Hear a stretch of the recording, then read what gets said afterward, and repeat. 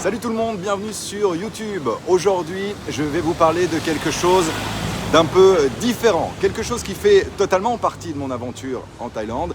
Si vous suivez mes vidéos depuis le début, vous savez qu'il y a 2 mois, j'ai posé mes valises ici à Pattaya.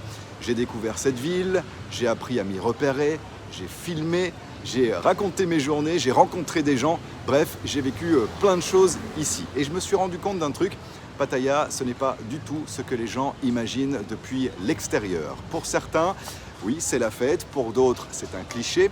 Et pour moi, c'est devenu un chapitre de mon voyage. Alors aujourd'hui, ce chapitre se termine. Je quitte Pattaya, je pars vers autre chose et je vais vous expliquer pourquoi. Je pense vraiment que ça peut parler à beaucoup d'entre vous parce qu'on est nombreux à venir en Thaïlande avec des idées, des attentes, des images dans la tête et parfois aussi des clichés qu'on ne remet pas en question. Alors quand je suis arrivé ici, j'avais comme tout le monde cette image de la Thaïlande, le soleil, la mer, la liberté, la nourriture incroyable, la vie pas chère, les déplacements faciles et honnêtement, tout ça est vrai.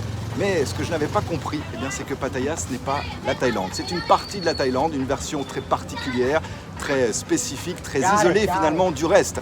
Pattaya, c'est une bulle touristique gigantesque, une ville où tout est pensé pour que tu consommes, que tu t'amuses, que tu sortes et que tu restes éveillé jusqu'à 4 heures du matin. Sauf que moi, non, je ne bois pas et les bars ne m'intéressent pas. Je ne suis pas venu en Thaïlande pour vivre dans un parc d'attractions pour adultes, même s'il y a des bons côtés ici à vivre à Pattaya. Pattaya a quand même été une expérience précieuse. J'étais en bord de mer, je pouvais aller à Bangkok en 1h30. J'ai rencontré de vrais amis ici. J'ai filmé, j'ai appris, j'ai testé, j'ai observé. C'est une ville facile à vivre, confortable et pratique. Mais au bout de 2 mois, je me suis rendu compte que tout ça ne représentait pas ce que j'étais venu chercher ici. Je ressens le besoin aujourd'hui d'aller ailleurs, de sortir de cette bulle, de découvrir la Thaïlande autrement. Parce que Pattaya, c'est fun si tu veux la fête, c'est vivant si tu veux des rencontres rapides et faciles. Ça ne dort jamais, mais Pattaya, ce n'est pas le pays, en tout cas pas le pays comme j'ai envie de le visiter.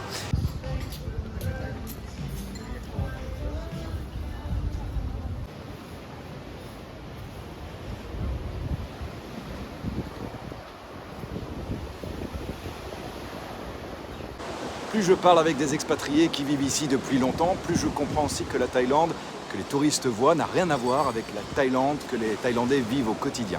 Il y a 2 pays, le pays des touristes et la Thaïlande réelle, locale, discrète et intime. Et c'est cette Thaïlande-là que j'ai envie de comprendre. Je veux voir les marchés où personne ne parle anglais. Je veux aller manger dans des petites cantines où tu payes 30 bahts et où la maman cuisine sur un petit feu devant chez elle. Je veux traverser les villages où tout le monde te regarde parce qu'ils n'ont pas l'habitude de voir un étranger marcher dans la rue. Je veux comprendre la langue locale, voir les temples perdus, comprendre les règles sociales, les traditions, les gestes du quotidien, parce que c'est là, dans ces endroits-là, que tu comprends vraiment un pays.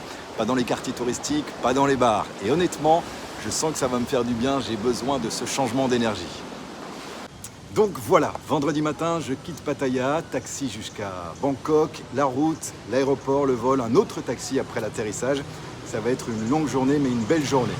Et je me rends dans une province dont personne ne parle jamais. Cette province, c'est Yasothon, pas Bangkok, pas Chiang Mai, pas Phuket, pas Koh Samui, non.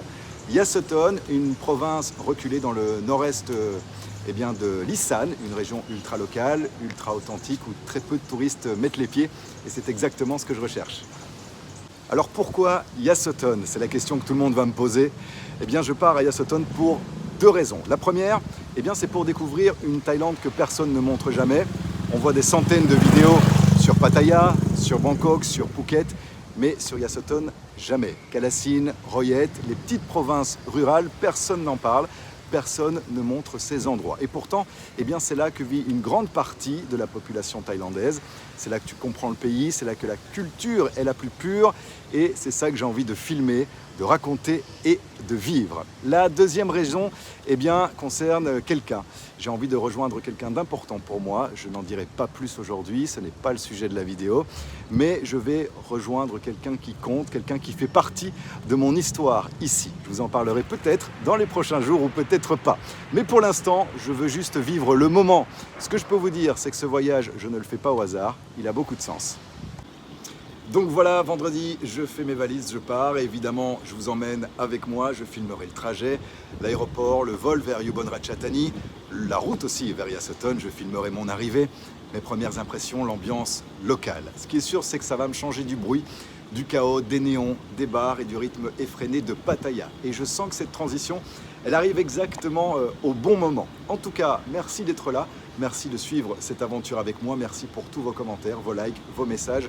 Je lis tout et ça m'aide vraiment beaucoup. Nous, eh bien, on se retrouve dans quelques jours pour le début du voyage vers Yassoton. Ciao!